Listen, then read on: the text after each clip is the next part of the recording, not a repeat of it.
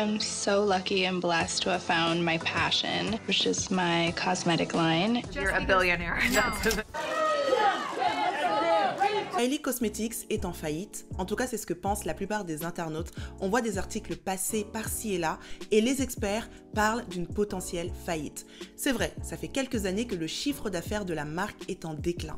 Année après année, c'est des milliers de dollars qui sont perdus par la marque. Alors comment est-ce qu'on passe d'une marque qui est hype, d'une marque qui rafle tout sur son passage, d'une marque qui est sold out au bout de quelques minutes à quasiment chaque lancement, à une marque qui peut-être va être amenée à disparaître prochainement. C'est ce qu'on va voir ensemble dans cette vidéo. Et si tu es nouveau par ici, bienvenue, moi c'est Angel, je suis digital entrepreneur. Je donne également des cours de marketing dans une école de commerce et j'aide des entrepreneurs qui veulent améliorer leur stratégie marketing. Si tu veux en savoir plus, rendez-vous dans la description de cet épisode et n'oublie pas de t'abonner à cette chaîne et également à ma page Instagram @angie.diary pour plus de tips sur les marques, sur le marketing, sur le branding, tout ça.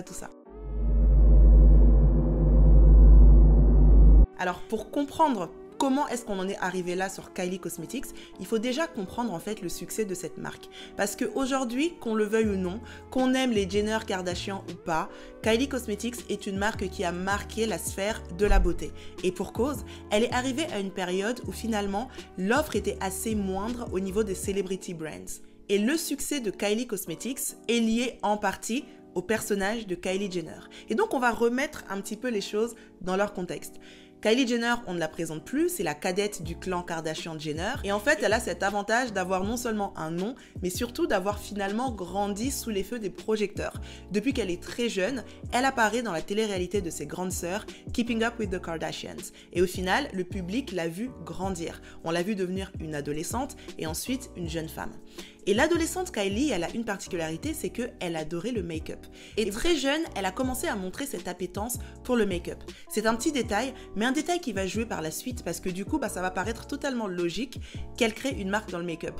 D'ailleurs, je me souviens d'un épisode de Keeping Up with the Kardashians. Je crois qu'à l'époque, c'était donc son père Bruce qui devait l'accompagner à l'école, un truc comme ça. Et elle était en retard. Et quand elle est sortie, elle était maquillée. Look at the makeup on. You got eyeliner on, you got lipstick on, this and that. It's not going to work. You're in 6th grade. Dad, we're gonna be late. No, we're going to be really late because you're going to go in that house right now and you're going to wash your face. You hear me? Go wash your face. You're not getting in the car. They don't even allow makeup in 6th grade. All this makeup, the hair, the outfits. Kylie's only 11 years old. Ça montre en fait que très jeune, elle a toujours voulu être cette femme coquette, cette femme qui se maquille. Et ça va poser déjà les premières pierres de Kylie Cosmetics. Ensuite, un autre point qui va être important, c'est que Kylie Jenner, elle fait partie de la Gen Z. Je ferai un épisode, je pense, sur les différentes cibles que touchent les Kardashians parce que finalement, on se rend compte que chaque sœur touche une cible bien particulière. Et dans le cas de Kylie, Kylie, c'est la Gen Z. Kylie, c'est l'adolescente, jeune femme. Et donc, Kylie est très réseaux sociaux. Et à l'époque, son terrain de jeu, c'est Snap. Et c'est sur Snap qu'elle va créer cette interaction hyper forte avec son audience. On la voit partager sa vie au quotidien, on la voit avec ses copines, on la voit écouter de la musique. D'ailleurs, à chaque fois que Kylie est en voiture et écoute de la musique, le son, tout le monde se l'arrache, tout le monde veut l'écouter, tout le monde commence à l'écouter. En fait, on commence déjà à voir que c'est une meuf qui est dans l'air du temps, c'est une meuf qui finalement commence à devenir une trendsetteuse parce que tout ce que Kylie porte, tout ce que Kylie met, tout ce que Kylie écoute, ses fans veulent la même chose. Et donc c'est dans ce contexte-là qu'on a finalement cette sorte de méga influenceuse parce qu'elle a des millions et des millions de followers, que ce soit sur Snap et ensuite sur Instagram. Et surtout, elle a une émission qui est hyper regardée. Elle vient d'une famille qui est célèbre. Donc en fait, elle a vraiment un tapis rouge devant elle pour lancer n'importe quelle marque. Et elle ne va pas choisir n'importe quelle marque. Et c'est là où on va voir à quel point les Kardashian-Jenner / Kris Jenner est hyper smart parce que ça va pas être juste n'importe quelle marque. Kylie Jenner ne va pas arriver et se dire je vais créer une marque de vêtements. Elle va pas arriver et se dire je vais créer une marque de boissons. Elle va créer une marque de make-up et sa marque de make-up dans un premier temps va être focalisée sur les lipsticks. Et ça, c'est pas par hasard. À l'époque, on est autour de 2013-2014 et on commence à voir les premières transformations de Kylie. Et notamment, un point dont tout le monde va parler à cette époque-là, c'est ses lèvres. Kylie Jenner parlait ouvertement de cet aspect de son physique parce que c'est un point qui la complexait énormément. Elle trouvait qu'elle avait des lèvres beaucoup trop fines. Et donc, à l'aide de make-up, elle essayait de maquiller un petit peu cet aspect. Elle essayait de donner à ses lèvres un aspect beaucoup plus pulpeux. Donc, elle s'amusait comme ça avec le make-up. Et du jour au lendemain, on l'a vu apparaître avec des lèvres beaucoup plus pulpeuses. Et là, les rumeurs ont commencé à courir bon train. Est-ce que c'est le make-up? Est-ce que c'est la chirurgie? Qu'est-ce qu'elle a fait? Et donc, la famille Kardashian-Jenner a laissé planer le doute pour faire croire aux internautes que le résultat que Kylie avait, c'était grâce à son make-up. À l'époque, je ne sais pas si vous vous souvenez, il y avait même un challenge, le Kylie Challenge, où les jeunes filles essayaient de reproduire les lèvres de Kylie en faisant des pratiques dangereuses, puisque certaines se sont même retrouvées à l'hôpital à cause de ce challenge. Et tout ça, tout ce mystère, tous ces tabloïds qui en parlaient, est-ce qu'elle a fait de la chirurgie ou pas? Regardez le make-up qu'elle met, comment est-ce qu'elle fait? Tout ça a tout simplement créé de l'émulsion autour du personnage de Kylie et autour de ses lèvres. Et ça a été le tapis rouge pour le lancement d'une marque de cosmétiques spécialisée sur les lèvres. C'est donc en 2014 que Kylie Jenner et sa mère Kris ont commencé à travailler sur une potentielle marque de lipstick en collaboration avec Seed Beauty, qui est donc un incubateur qui possédait plusieurs autres marques à l'époque, dont Colourpop, et ça on va en reparler juste après. Donc, elle s'associe avec Seed Beauty et quand on travaille comme ça avec ce type d'incubateur, l'idée c'est que eux vont mettre à disposition leur expertise au niveau du produit, de la formulation, les produits vont être fabriqués par eux et donc Kylie et son équipe vont arriver avec tout l'aspect image marketing. Évidemment, Kylie va dire ce qu'elle veut, elle va donner ses directives, mais derrière, toute la fabrication va être chapeautée, on va dire, par l'incubateur. C'est aussi un petit peu ce qu'avait fait Rihanna avec Fenty Beauty parce qu'elle a travaillé avec l'incubateur Kendo qui appartient à LVMH. Et donc, il y a un point qui est quand même important et qui est récurrent chez les Kardashians, c'est qu'elles vont beaucoup jouer de polémiques et transformer, entre guillemets, ces polémiques en produits. On l'a vu par exemple avec Kim Kardashian, quand elle a eu sa sextape qui est sortie et que tout le monde en parlait et qu'elle était critiquée de partout et qu'elle faisait la une de tous les tabloïds. Directement après, elle lance la télé-réalité avec sa famille, elle commence à mettre en avant leur marque Dash, etc., etc. Donc, on va finalement se servir de la controverse, on va se servir des polémiques pour ensuite surfer sur cette vague-là et dégainer des produits. Et donc, toute cette émulsion autour de Kylie, de ses lèvres, toutes ces discussions ont finalement été le terrain de jeu parfait pour lancer cette marque de lipstick. C'est donc en novembre 2015 que Lipstick by Kylie va officiellement sortir et un an plus tard, ils vont changer le nom en Kylie Cosmetics. Et donc la marque, quand elle va sortir, instantanément, ça va être un énorme hit. Ça va être un raz-de-marée. Les produits Kylie Cosmetics vont s'arracher. Et ça, il y a plusieurs raisons qui vont expliquer ce fait. Elle vient d'une famille célèbre et elle a de la visibilité. Mais ça ne suffit pas. Et si vous suivez cette chaîne, vous savez que être célèbre, ça ne suffit pas pour avoir une marque qui fonctionne. C'est un avantage, évidemment, c'est mieux que d'être inconnu, mais c'est pas ça qui va faire que ça fonctionne. Parce qu'il y a plein de célébrités qui créent des marques qui ne fonctionnent pas. La deuxième chose que Kylie va avoir, ça va être son appétence pour les réseaux sociaux. Je vous l'ai dit, elle avait une énorme communauté sur Snap à l'époque. Quand elle est arrivée sur Instagram, c'était la même chose. Et surtout, elle était très proche de sa communauté. C'était vraiment la bonne copine de ses fans. Elle se montrait d'une manière authentique, elle montrait ses états d'âme, elle montrait ses amis. Kylie Jenner était très proche de ses fans. Et c'est cette proximité-là qui a également fait que quand elle a lancé sa marque, toutes ses fans ont couru pour acheter du Kylie Cosmetics. Ensuite, à l'époque, on est en 2014-2015, il n'y a pas beaucoup de celebrity brands. Et ça, on va pas se mentir, ça reste un avantage parce que sur ce type de format, elle est l'une des premières. Elle n'est pas la première. C'est pas Kylie Jenner qui a inventé les celebrity brands dans le make-up. Regardez Iman, par exemple, qui a créé sa marque dans les années 90. Elle n'a pas attendu Kylie Jenner pour la créer. Mais ce nouveau format de marque de make-up créé par des célébrités qui vont être très connectées aux réseaux sociaux avec une grosse place finalement à l'influence marketing, Kylie fait partie des premières à avoir lancé le pas. Ce qui fait qu'en 2015-2016, elle est toute seule en fait. Et si on regarde un petit peu le marché des celebrity brands aujourd'hui, donc en 2023, on se rend compte que selon différents classements, quand on regarde un petit peu, la marque numéro 1 c'est Rihanna, donc là les classements sont faits par rapport au chiffre d'affaires, par rapport également à la notoriété, par rapport aux communautés, etc. etc. On voit que Rihanna est numéro 1. En numéro 2, on a Kylie. Et si je m'arrête juste numéro 4, Selena Gomez et ensuite Ariana Grande, bah, on se rend compte que ces marques-là, en 2014, 2015 ou même 2016, elles n'existaient pas. Fenty Beauty a été créée en 2017. Ensuite, Rare Beauty, c'était en 2020. La marque d'Ariana Grande en 2021. Et la marque hype du moment, Rhod par Hailey Bieber, a été créée en 2022. Donc en 2016, Kylie, elle règne encore toute seule sur ce marché des celebrity brands dans le secteur de la beauté. Un autre point qui va quand même énormément jouer sur la balance, ça va être le personal branding de Kylie, parce que Kylie, on le voit également, c'est que sa vie privée est très publique. On a vu ses relations, on a vu ses ruptures, on a vu ses grossesses, elle a absolument tout partagé.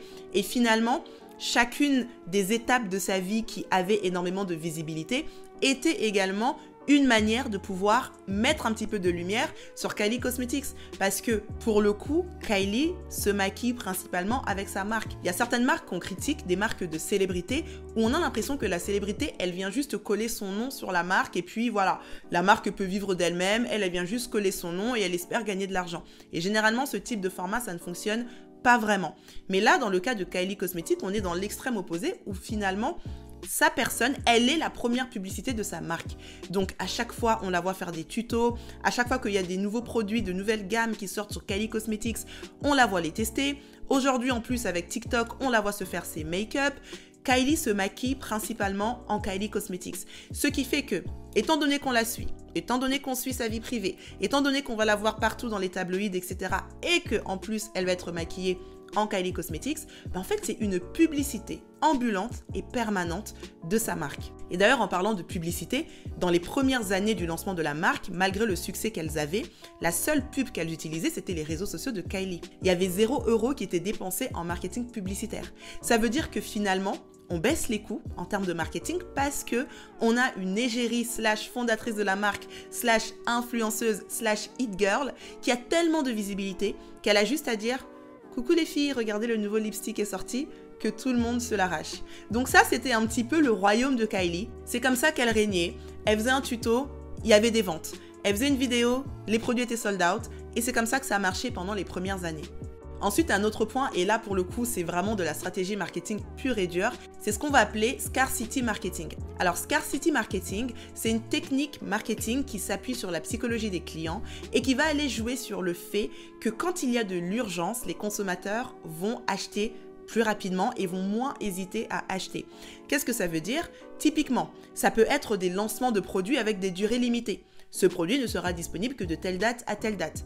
Ou alors, dans le cas de Kylie Cosmetics, ça va être de jouer sur les ruptures de stock. On se souvient tous des vidéos, des snaps que Kylie faisait pendant les lancements de ses produits où on la voyait avec sa mère et tout d'un coup, elles mettent le site en ligne et quelques minutes plus tard, les produits sont sold out les uns après les autres. Ça, qu'est-ce que ça va créer? Ça va créer une sorte d'effervescence et le consommateur va se dire « mais il faut absolument que moi aussi j'aille acheter ma pièce, sinon je vais rater ». C'est aussi ce qu'on va appeler le FOMO, Fear of Missing Out. On va jouer, on va accentuer le fait que les produits sont sold out pour que les personnes qui n'ont pas encore acheté se disent c'est le hit produit, il faut absolument que je l'achète, sinon je rate quelque chose. Et ça, c'est quelque chose qui a été orchestré par les équipes marketing de Kylie Cosmetics. Pourquoi? Parce que la chose qu'on ne savait pas, c'est que dans les premiers lancements, il y avait très peu de stock. Juste une petite parenthèse d'ailleurs à ce sujet. Je vous ai dit précédemment que Kylie Cosmetics avait été créée en partenariat avec Seed Beauty, mais en fait c'est Kylie avec ses propres fonds, donc 250 000 $, qui a financé les premiers produits de Kylie Cosmetics. Elle dit que c'est avec les revenus de les petites prestations de mannequins qu'elle faisait par-ci et là. Donc son budget global c'était 250 000 $. Et donc avec ce premier lancement, ils n'ont pas fait de publicité comme je le disais, ils se sont basés uniquement sur les réseaux sociaux de Kylie. Et donc ils ont choisi de partir sur des stocks limités. Alors je pense pas que c'était une question de budget, hein, clairement on va pas se mentir, c'était évidemment du marketing. L'idée c'est quoi? Chacune des pièces, donc je crois qu'elle a lancé la toute première collection Kylie, c'était il me semble 3 lipsticks et ils avaient chacun 5000 unités. 5000 unités pour une célébrité de l'envergure de Kylie, On est d'accord, c'est très peu. Mais du coup, qu'est-ce que ça a créé? Ça a créé ces sold out hyper rapidement. Et le fait que les produits soient sold out hyper rapidement, ça a augmenté le désir auprès des personnes qui n'ont pas pu acheter. Et deuxièmement, ça refait encore de la publicité gratuite parce que qu'est-ce qui va se passer? Tous les magazines vont en parler, toute la presse va en parler. Kylie Jenner a lancé un produit, en 2 minutes, c'était sold out. Et là, on se repaye de la publicité gratuite, on se repaye des parutions presse sans trop d'efforts parce que le phénomène est tellement choc que tout le monde en parle. Et là, qu'est-ce que ça va créer? Encore plus de visibilité et encore plus de personnes qui vont attendre les prochains produits qui vont sortir. Et donc, ils ont joué sur le scarcity marketing pendant les premières années pour vraiment faire monter la hype au maximum, pour rendre les produits le plus rares possible et pour implanter Kylie Jenner comme une marque qui arrive sur le marché du make-up et qui est prête à en découdre. Un autre point qui est important également sur cette marque, c'est le choix de la stratégie qu'ils ont mis en place au départ. C'est une marque qui a été lancée uniquement sur la gamme de produits lipstick. On l'a dit tout à l'heure, par rapport au contexte, par rapport au fait que tout le monde parlait des lèvres de Kylie, finalement, c'est un choix qui est hyper smart. C'est un choix qui est hyper smart de se lancer sur ce produit-là en particulier. Et donc Kylie, qui expliquait dans le storytelling de la marque qu'elle était très complexée par ses lèvres et qu'elle n'arrivait pas à trouver des lipsticks qui avaient des crayons exactement de la même couleur, a décidé de créer justement ce qu'elle ne trouvait pas sur le marché. Donc au-delà d'être une marque de célébrité lambda, c'est une marque qui va venir répondre à un gap sur le marché. C'est une marque qui va non seulement répondre à la problématique de sa fondatrice, mais qui va répondre à la problématique de milliers, voire millions de femmes qui veulent elles aussi avoir un lip liner qui correspond à la couleur de leur lipstick. Ça, c'est des petites techniques make-up qui vont leur permettre et qui permettaient à Kylie de pouvoir tricher un petit peu sur ses lèvres en y donnant un côté un peu plus pulpeux. Donc là, on peut dire que à ce moment-là, donc 2014-2015, ça reste une mini-innovation sur le marché, ou du moins, c'est présenté de la sorte. Il y a un autre point dont on parle très peu, mais dont je me souviens, c'est qu'à l'époque, Kylie avait sorti des lipsticks qui étaient nude. Ce qu'il faut savoir, c'est qu'à l'époque, généralement quand vous recherchiez un rouge à lèvres nude, ce que vous alliez trouver, c'est du rose ou du beige. Sauf que quand vous avez ma carnation, le rose ou le beige, c'est pas du nude. Et encore une fois, on se retrouve dans la même posture d'un marché qui manque un petit peu de propositions de valeur pour certaines cibles, et donc il y a un gap sur ce marché-là. Et Kylie, quand elle s'est lancée, elle a sorti une gamme de lipstick qui était nude, mais un nude qui correspond à différents types de carnations. À l'époque d'ailleurs, elle mettait beaucoup en avant son groupe de copines. Il y avait Jordyn qui était plutôt métissée, il y avait Justine Skye, une de ses amies chanteuse qui elle était dark skin, et justement elle faisait des campagnes un peu toutes ensemble où chacune allait mettre le lipstick by Kylie et on allait voir que le nude allait être quasiment parfait. Et ça également, ça a été un bol d'air frais quand elle s'est lancée sur ce marché. L'inclusivité, le fait de penser à certaines cibles, le fait d'inclure certaines cibles qui sont oubliées par les marques classiques a fait en sorte que Kylie Cosmetics finalement en 2015-2016 était une marque innovante sur son créneau. Donc c'est pas juste Kylie qui est arrivée, qui a créé une marque, c'est une célébrité qui a utilisé sa visibilité, qui a utilisé son pouvoir d'influence pour finalement bouger les lignes sur ce secteur du make-up, en particulier sur le lipstick, ou du moins apporter de la visibilité sur certains types de produits. C'est d'ailleurs sur la même base que Fenty Beauty ensuite va créer sa marque inclusive en partant sur le fond de teint. C'est encore sur la même base que Kim Kardashian avec Skims va créer du underwear nude, mais un nude qui correspond à différentes carnations. Parce que quand vous allez dans une boutique de lingerie classique, quand vous allez dans le rayon des nudes, vous avez du beige, peut-être du marron très foncé, mais au final, il n'y a pas beaucoup de shades qui sont représentés. Et c'est le gap que Skims a choisi de répondre. Mais ça fera certainement l'objet d'une autre vidéo. Mais tout ça pour vous dire que, au-delà d'être une marque de célébrité, c'était avant tout une marque innovante. Donc maintenant, on peut se demander, qu'est-ce qui s'est passé ? Qu'est-ce qui s'est passé ? On a une célébrité, on a une marque qui a un bol d'air frais sur son marché, on a des produits qui sont plébiscités, qui sont sold out à chaque fois qu'ils sont lancés. Comment est-ce qu'aujourd'hui, en 2024, soit presque 10 ans après le lancement de la marque, on arrive à une marque qui voit son chiffre d'affaires fondre comme la neige au soleil? On arrive à une marque qui a perdu quasiment toute sa hype et on arrive à une personnalité, Kylie Jenner, qui s'amuse à lancer des marques toutes les 5 minutes maintenant, comme si elle voulait sauver la barque. qu'est-ce qui s'est passé? Il y a plusieurs éléments qui peuvent expliquer la chute de Kylie Cosmetics et on va les voir point par point. Le premier point, et c'est là où ça va être intéressant parce que ça a été l'avantage de la marque au début et aujourd'hui c'est peut-être l'une des choses qui accélère sa chute, c'est le personnage de Kylie Jenner. Quand on a une marque qui est fortement liée à son personal brand, c'est également le risque de voir l'attraction des consommateurs changer avec le changement du personal brand. Typiquement, quand Kylie a lancé sa marque, elle touchait principalement les adolescents de 14 à 17 ans et pour cause, elle-même faisait partie de cette cible, à savoir la génération Z. Sauf que Kylie Jenner, en 10 ans, elle a grandi. En 10 ans, elle est devenue maman. En 10 ans, elle a d'autres aspirations.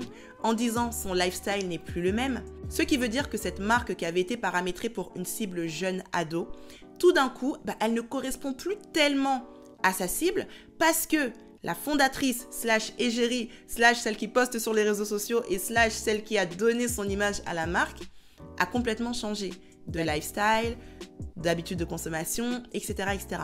À titre d'exemple, vous prenez une marque comme Claire's. Claire's, c'est une marque de bijoux qui touche les adolescents. La marque a été créée en 1961 et aujourd'hui encore en 2024, c'est une marque qui touche les adolescents. C'est le segment de la marque, c'est comme ça que la marque est construite, c'est comme ça que les produits de la marque sont construits, c'est comme ça que la communication de la marque est construite et ça change pas en fait. Sauf que dans le cas de Kylie Cosmetics, parce que la marque est construite sur elle, forcément la marque est obligée d'évoluer avec elle.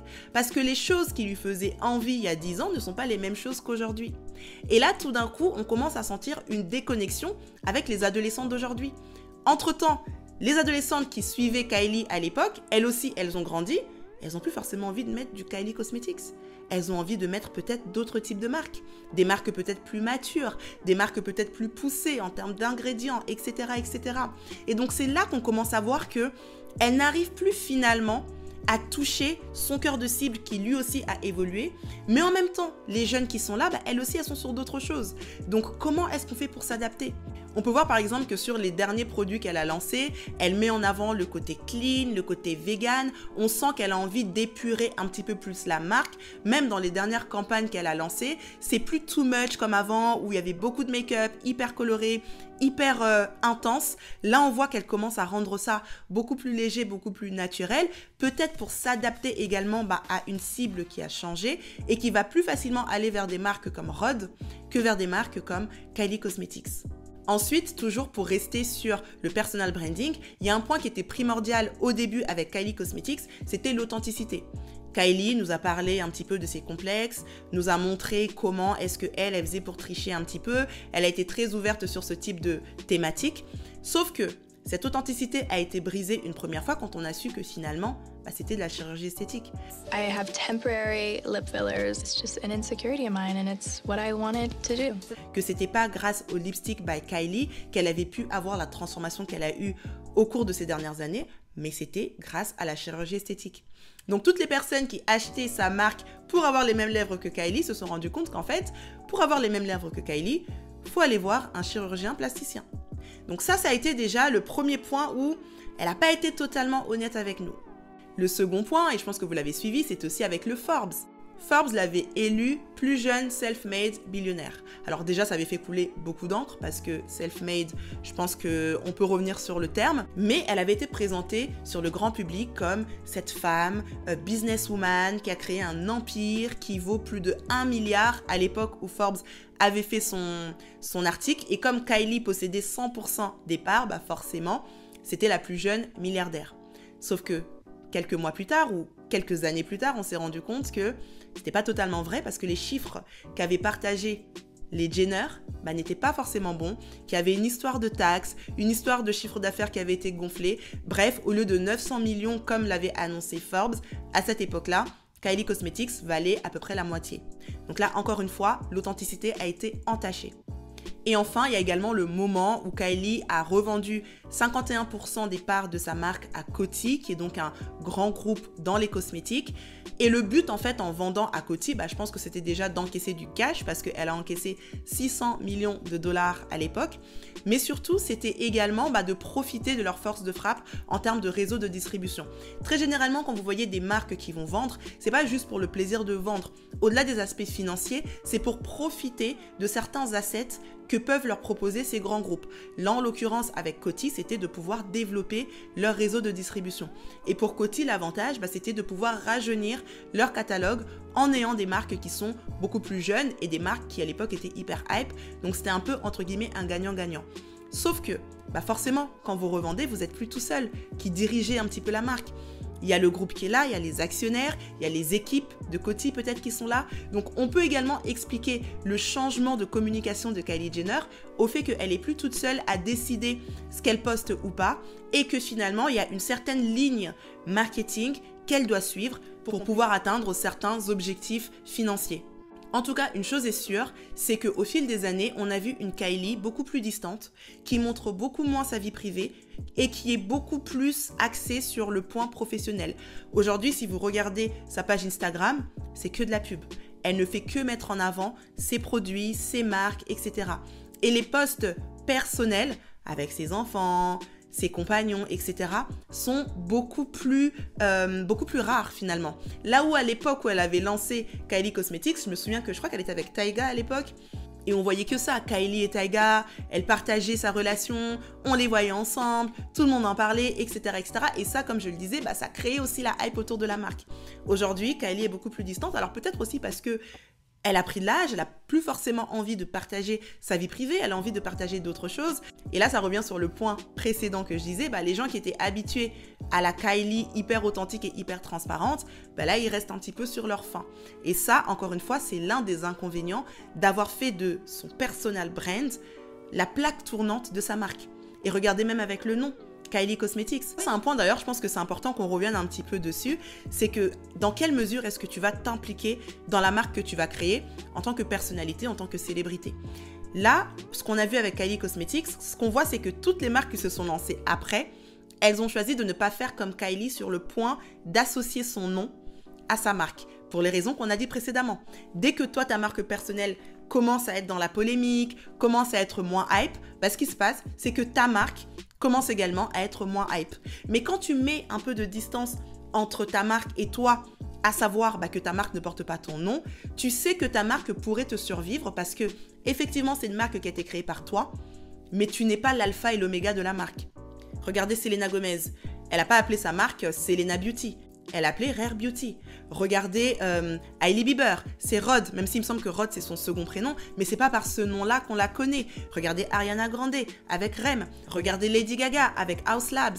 Donc toutes ces nouvelles marques, finalement, elles se disent on va pas faire la même erreur, on va lancer notre marque de make-up, mais nous, on va être assez présente pour qu'on sache que c'est notre marque, mais assez distante pour que notre vie privée n'ait pas un impact négatif sur la marque. Ensuite, l'un des points qui est énormément critiqué sur Kylie Cosmetics, et ça fait des années que ça dure, c'est la qualité des produits. La qualité des produits. Kylie Cosmetics, quand elle a lancé sa marque, les produits étaient à un prix plus ou moins accessible. C'était pas forcément la même gamme de prix que Kiko, mais c'était pas non plus la même gamme de prix que Dior. Donc ça restait plus ou moins accessible. Au fil des années, elle a augmenté petit à petit ses prix. Sauf que la qualité, elle, n'a pas suivi.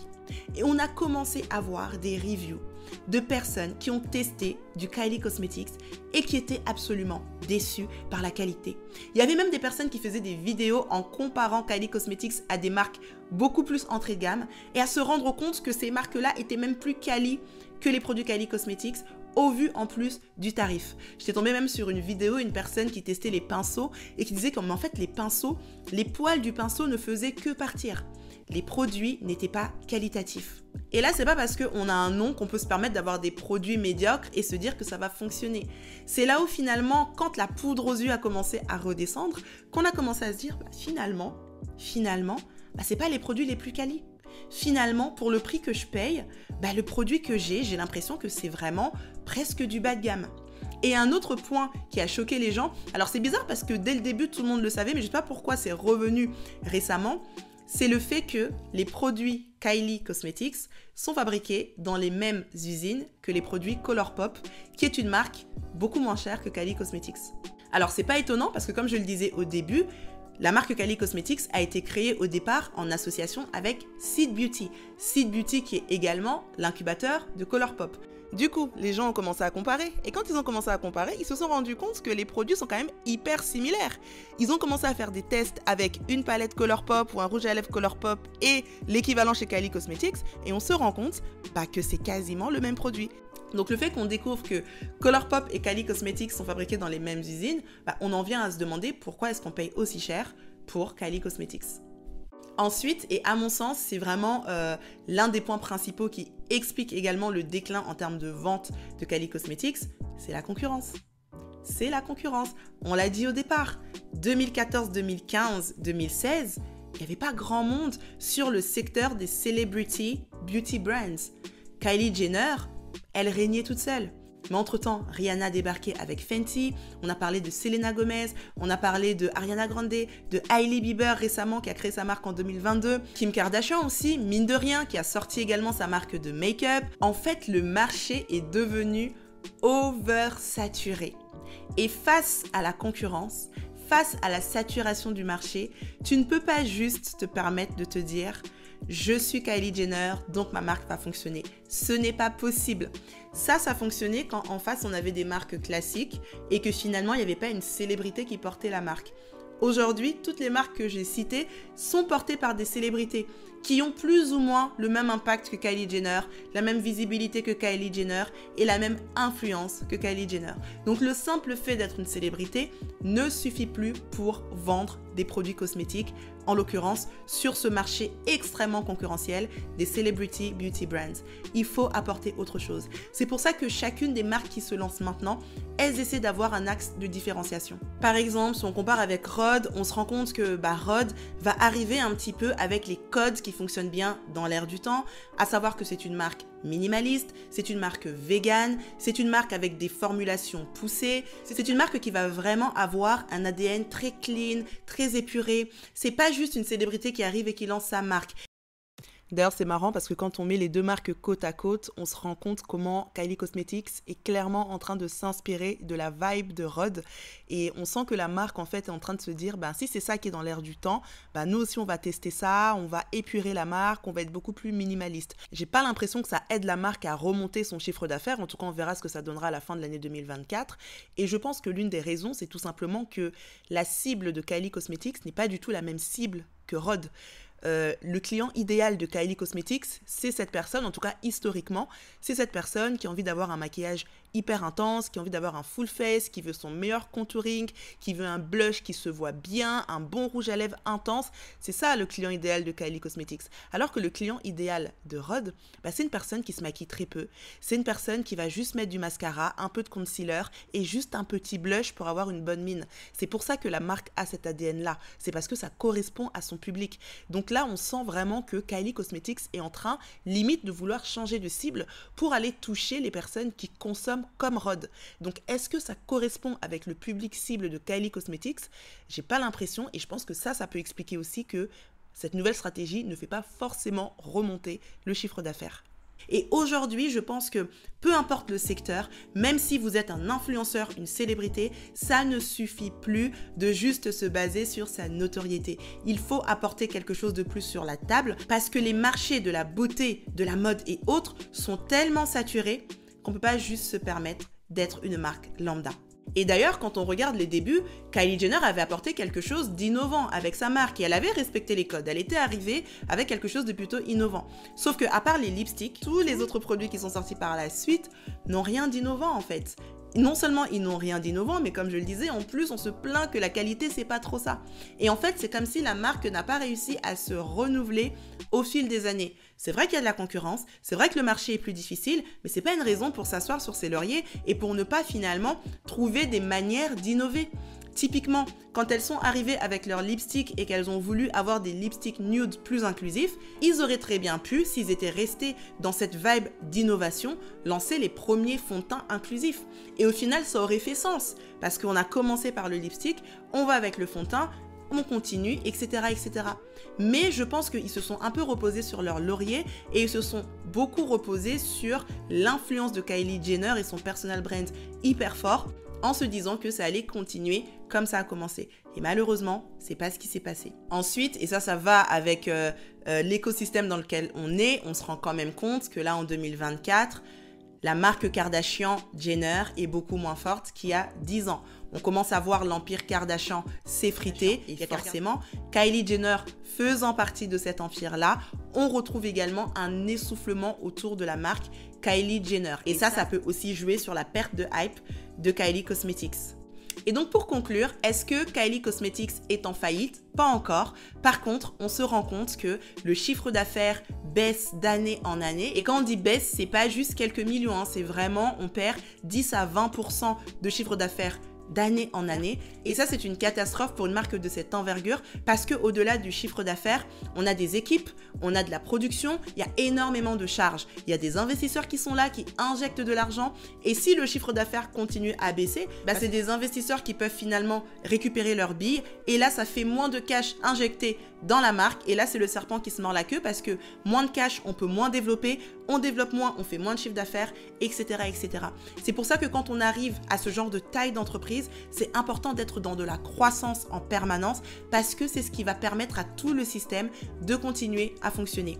D'ailleurs, récemment, j'ai vu que Kylie voulait racheter les parts qu'elle avait vendues à Coty, peut-être pour reprendre le contrôle de sa marque, peut-être pour réinjecter un peu plus de sa personne différemment parce que, comme je le disais, ça a été perdu au fil des années. Sa cible se plaint de ne plus du tout ressentir de connexion avec elle. Peut-être qu'il y a des choses qu'elle voulait insuffler dans la marque, mais qu'elle n'a pas pu faire parce que maintenant, elle n'est plus majoritaire. Bref, il paraît qu'elle veut racheter ses parts, à voir ce que ça va donner dans quelques semaines ou dans quelques mois, à voir si ça va permettre de relancer un petit peu la marque. Toujours est-il que elle est en train de traverser une phase de turbulence et cette phase de turbulence, elle peut être fatale ou pas. Et toi, dis-moi ce que t'en penses. Dis-moi si tu penses que Kylie Jenner a encore une chance de relancer sa marque Kylie Cosmetics. Dis-moi si tu penses que la faillite, finalement, elle est totalement prévisible. Est-ce que toi, tu as déjà acheté des produits Kylie Cosmetics? Est-ce que tu trouves que la qualité était à la hauteur du prix ou pas? Dis-moi tout ça en commentaire. En tout cas, merci d'être arrivé jusqu'à la fin de cette vidéo. Si tu aimes ce type d'analyse, je t'invite à t'abonner à cette chaîne parce que j'en prépare beaucoup d'autres. Et d'ailleurs, n'hésite pas à me dire en commentaire quelles sont les prochaines marques que tu aimerais que j'analyse. Quant à moi, je te dis donc à très bientôt pour la prochaine vidéo. Et en attendant, prends soin de toi.